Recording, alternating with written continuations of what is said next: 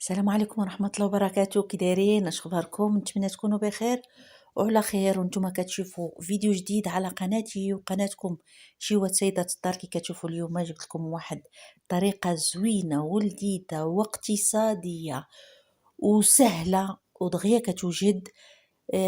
طرطة او حلوة راس السنة. ان شاء الله غنشاركوها مع وليداتنا ليلة رأس السنة، وهذه عادة فقط لا غير. كنفرحوا بها بواحد السنة اللي هي مضت، وكنطلبوا الله تجي سنة تكون أحسن. فبقاو معايا على بركة الله. مقادير هاد التورتة: 4 المعالق كبار ديال دقيق الفورس، 4 المعالق كبار ديال الحليب، 4 المعالق كبار ديال السكر سنيدة، 4 المعالق كبار ديال زيت المائدة، 2 معالق كبار ديال الكاكاو، ساشي ديال فاني، ساشي ديال الخميرة الكيماوية، واحد البيضة تكون في حرارة المطبخ، وكذلك ملعقة كبيرة ديال الخل. كيف العادة نبداو بالطريقة على بركة الله. غناخدو واحد الإناء وغنوضعو البيضة ديالنا كي قلت تكون حرارة المطبخ باش كتنجح لنا الكيك ديالنا. كنوضعو 4 المعالق ديال السكر حبيبات، واحد ساشي ديال فاني. كنحركو فقط بالضرب اليدوي، يعني ما نتعبوش يدينا ما نتعبوش راسنا. هذه وصفة سهلة وكل شيء متوفر. ان شاء الله يكون عندكم في الدار. اذا هنا كنضيف 4 معالق ديال زيت المائدة، ونعاود نحرك بالضرب اليدوي. كذلك بالنسبه للحليب حتى هو يكون في حراره المطبخ، ماشي من الثلاجه ونخدموا به. اما الا جبناه من الثلاجه نسخنوه شويه فقط، ندفيوه لا غير، يعني يكون بحراره المطبخ. 4 المعالق كذلك ديال الحليب، وجوج معالق كبار ديال كاكاو. اذا في الاخير كنضيفوا الدقيق على 2 مرات، حتى كنحركو باش ما كيبقاو لناش دوك الحبيبات. ثم نضيفوا 2 معالق اخرين، ونضيفوا الساشي ديال الخميره الكيماويه، ونحاولوا نحركو مزيان يعني من القعر باش ما يبقاو لناش دوك الكويرات اللي كيخليو الكيك ديالنا ما تنجحش. اذا هنا كنضيف ملعقه كبيره ديال الخل حتى هو يخرج من الثلاجه قبل ما نبداو في العمليه ديال التحضير. اذا كي كتشوفوا القوام ديال الكيك ديالي ما هو ثقيل ما هو خفيف، يعني القوام اللي متعودين عليه في الكيك.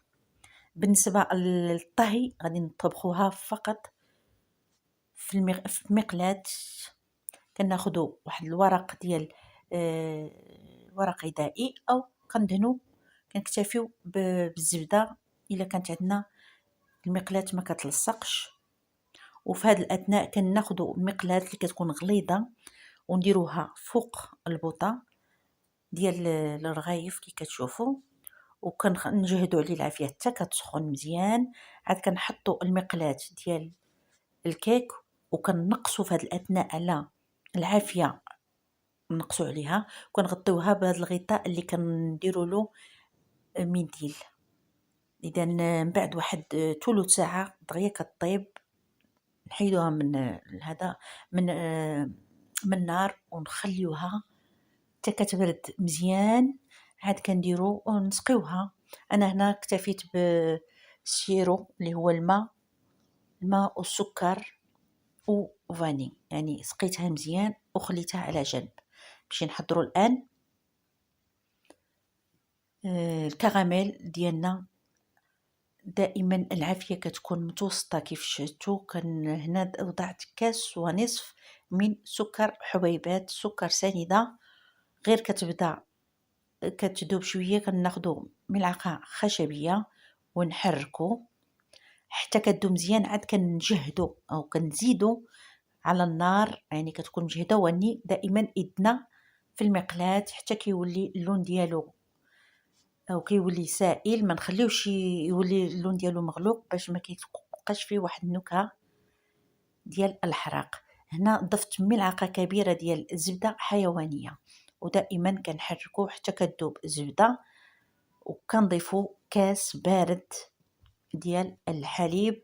كي كنشوفو الكراميل ديالنا كيتختر، يعني ما تخافوش، مع اثناء الطهيرة كيدوب، ونخليوه كيدوب لنا داك الكراميل مع نار مهيله، ونمشيو ناخذ واحد نص كاس ديال الحليب ونضيفوا له ملعقه كبيره ديال النشا، وكنضيفوه مباشره على داك الكراميل.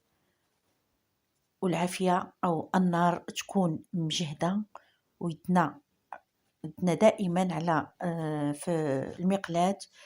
هنا كنضيفوا واحد 150 غرام ديال هاد اللوز كاسي، ونجهدو على العافية مزيان. مجرد ما يبدا يغلي غنطفيو عليه.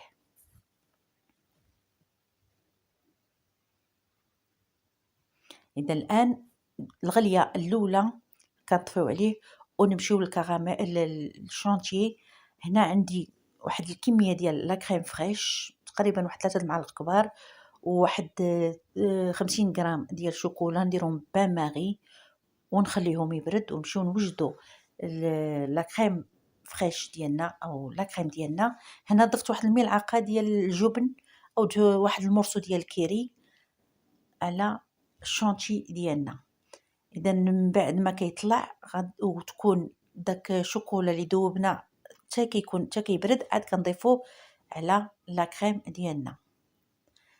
اذا كتشوفوا هنا هذا هو الكراميل اللي حضرناه، ما كيقصحش، يعني كيبقى هكا، يعني هو ما كيخرجش من الكاطو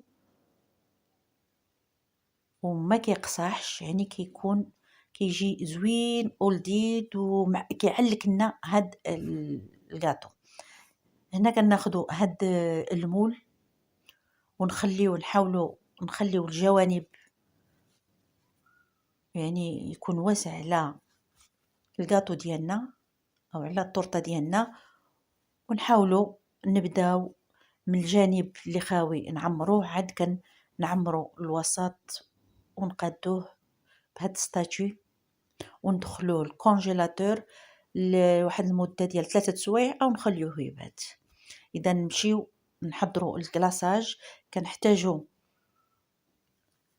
ربع كاس ديال زيت المائده، كاس ديال الحليب، وواحد المعلقه كبيره ديال الكاكاو، وواحد 3 دراهم ديال الشوكولا. اذا كي شفتوا هنايا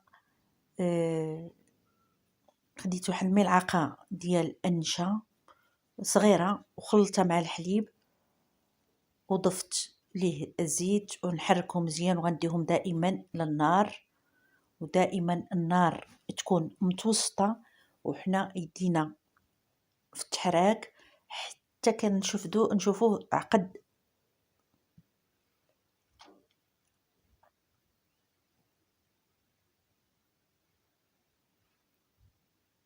اذا من بعد ما نشوفوه عقد كناخذوا هاد الشوكولا، يعني هنا 100 غرام ديال الشوكولا تقريبا 3 دراهم، كنضيفوه يعني حتى كنحيدوه من النار، عاد كنضيفوه وحنا كنحركوه حتى كيبرد. يعني كيبقى دافي، ماشي كيبرد مره، ما كيبقى دافي. كنخرجوا الطورطه ديالنا من الكونجيلاتور، يعني كتكون بردات وشاده في راسها، وهذا كيكون دافي، ما كيكونش سخون باش ما يذوبش لينا لا كريم ديالنا. وكنحاولوا نوضعوه بهذه الطريقه هذه على لا طاخت، وكنزينوه انا درت هاد الفيوتين حمر على راس العام، وزوقته او زينته بالطريقه اللي بغيتها، واللي بالموجود عندي لا غير. يعني حتى نتوما زينوا بالطريقه اللي تشوفوها تريحكم وبالمتوفر من طبيعه الحال عندكم في البيت. اذا هنا غنتقاسم معكم واحد المورصو من هاد الكيك أو من هاد التورتة اللي كتجي لذيذة فعلا. كنتمنى تجربوها لأن هي سهلة وبسيطة بواحد المكونات جد بسيطة وماشي واعرة الصواب. يعني ما يحتاج يكون عندكم الفران، ما يحتاج يكون عندكم بزاف د الحاجات. الطراب الكهربائي كي كتشوفوا كتجي زوينة. عفوا الكيك ديالها معلكة، داك الكراميل كيعلكها هانتوما كي كتشوفوا، وكتجي لذيذة يعني بزاف. كنتمنى تجربوها لوليداتكم، وسنة سعيدة، ونتمناو هذا العام يدخل علينا بالصحة وبالرزق إن شاء الله، ويتحيد عنا هذا الوباء، وتجي 22 فارغة من كل مشاكل. مع السلامة.